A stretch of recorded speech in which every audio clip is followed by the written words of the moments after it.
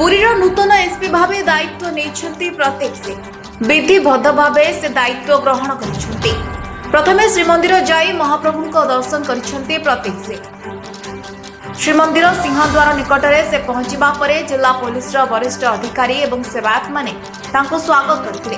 परे श्रीमंदिर को जाई रत्न सिंहासन रे चतुर्था विग्रह को दर्शन करथिले।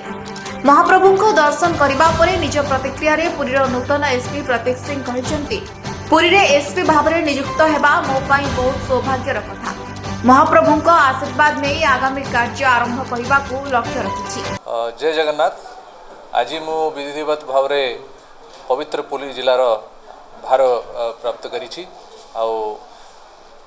एसपी पुरी हिसाब रे जहाँ मते सरकार तरफ दायित्व दि जाइए से सुजोग पाई मु निजको बहुत भाग्यवान मन करुछि और काली महाप्रभुंकर दर्शन करिकी मु आज मोर काम आरंभ करने को जाऊँगी।